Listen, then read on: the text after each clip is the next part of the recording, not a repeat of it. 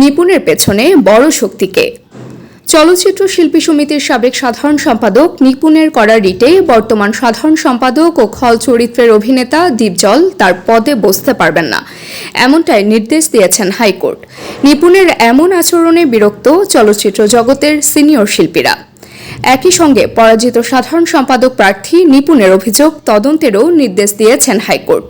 এদিকে হাইকোর্টের এই আদেশের পর দীপজল সংবাদ মাধ্যমকে বলেন, এটা কোর্ট থেকে চেম্বার জজে যাওয়া হবে, দেখা যাক কি হয়। তার মানে কত বড় হাত লম্বা হলে এটা করতে পারে, অবশ্যই হাত লম্বা থেকে করছে। এটার পেছনে অবশ্যই বড় শক্তি আছে। যেহেতু দেশের বাহিরে থেকে সে সব করছে, সেহেতু বুঝতে হবে তার পেছনের হাত লম্বা। অনিয়মের অভিযোগ তুলে সমিতির নির্বাচনের ফলাফল বাতিল এবং নতুন নির্বাচন অনুষ্ঠানের নির্দেশনা চেয়ে 14 মে রিটটি হয়। রিটটি করেন সমিতির সাধারণ সম্পাদক পদে পরাজিত চিত্রনায়িকা নিপুণ। আদালতে রিটের পক্ষে শুনানি করেন জ্যেষ্ঠ আইনজীবী শাহ মঞ্জুরুল হক। সঙ্গে ছিলেন আইনজীবী পলাশ চন্দ্র রায়।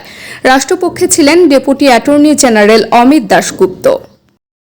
হাইকোর্টের আদেশের পর দীপজল সংবাদ মাধ্যমকে বলেন, আমি বরাবরই আইনের প্রতি শ্রদ্ধাশীল। হাইকোর্ট যেহেতু রায় দিয়েছেন, এখানে কিছু বলার নেই।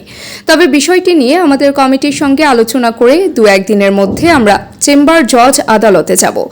নির্বাচনের ফলাফল ঘোষণার পর ফুলের মালা দিয়ে নতুন কমিটিকে বরণ করে নেওয়ার 4 সপ্তাহে এসে আবার কমিটি বাতিল চাওয়ার পেছনে বড় শক্তি আছে বলে মনে করেন দীপজল। নিপুণের এমন আচরণে সিনিয়র শিল্পীদের সঙ্গে কথা বলেছেন বলেও দাবি করেন দীপজল।